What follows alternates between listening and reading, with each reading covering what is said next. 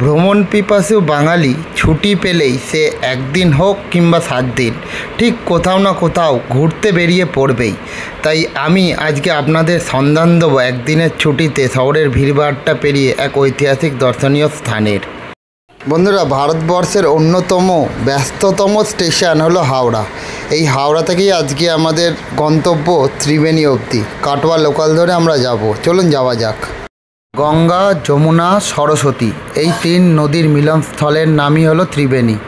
প্রাচীনকালে মকর সংক্রান্তিতে সাধুরা এসে এখানে কুম্ভ স্নান করতেন, তাই একে মিনি কুম্ভও বলা হয়। এছাড়াও এখানে রয়েছে নেতাধোপানির ঘাট এবং ত্রিবেণী মহাশ্মশান। প্রায় 2 ঘন্টা সময় নিয়ে ট্রেন এসে আমাদের নামিয়ে দিল ত্রিবেণীর 3 নম্বর প্ল্যাটফর্মে। সেখান থেকে 1 নম্বর প্ল্যাটফর্ম দিয়ে সামনের এই রাস্তা দিয়ে বেরোবো। বেরিয়ে দেখুন সামনে টোটো দাঁড়িয়ে রয়েছে। এই টোটো করে 10 টাকার বিনিময়ে আমরা পৌঁছাতে পারি ত্রিবেণী মহাশ্মশান। আমি যদিও হেঁটে গেছি। এখন এসছি আমি ত্রিবেণী। এখান থেকে যাব বিখ্যাত নেতাই ধোপানি বা নেতা ধোপানির ঘাটে। এই স্টেশন থেকে বেরিয়ে একটা ছোট গলি আছে পাশেই। 1 নম্বর প্ল্যাটফর্ম থেকে বেরিয়ে পাশ দিয়েই গলি। এই গলি দিয়ে হেঁটে আমরা এখন যাচ্ছি নেতাই ধোপানির হাট। তো চলুন যাওয়া যাক। ত্রিবেণী মহাশ্মশান ঢোকার আগেই এরকম 3 আর একদিকে 3 টোটাল 6খানা গম্বুজের মতো ছোট ছোট মন্দির চোখে পড়েছে এবং ঠিক তার মাঝখানে রয়েছে একটা বিরাট বড় মন্দির, যেটা শিব মন্দির।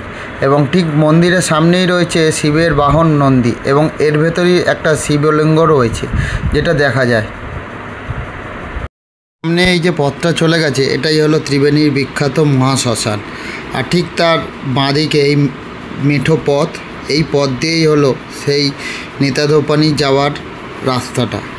এখানে এখন লোকাল বসতি গড়ে ওঠা এরকম গেট এবং সামনে এই মন্দিরটা গড়ে উঠেছে। এই মন্দিরের মধ্যেই রয়েছে সেই বিখ্যাত পাথরটি।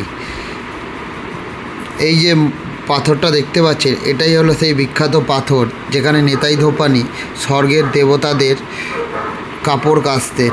এছাড়াও এইটি এখন একটি মন্দিরের রূপ নিয়েছে।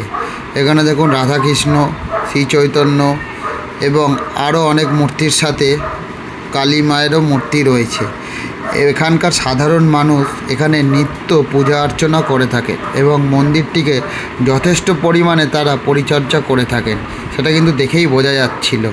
তো আমরা যখন এসেছি তো মন্দিরটার অবস্থা কিন্তু যথেষ্ট ভালোই রয়েছে।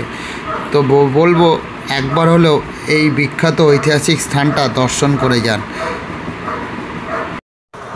আমরা সকলেই ছোটোবেলায় লক্ষিন্দর বেহুলার গল্প পড়েছি, চাঁদ সওদাগর, মা মনসার গল্প আমরা সকলেই জানি।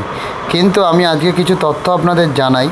সেটা হলো লক্ষিন্দরকে নিয়ে যখন বেহুলা ভেলা নিয়ে ভেসে ওঠে তখন এই নেতাই ধোপানির ঘাটে এসেই তার ভেলা ঠেকে এবং নেতাই ধোপানি গঙ্গার জল ছিটিয়ে লক্ষিন্দরের প্রাণ বাঁচান এবং লক্ষিন্দর ও বেহুলা এই নেতাই ধোপানির ঘাট থেকেই স্বর্গের উদ্দেশ্যে রওনা দেন।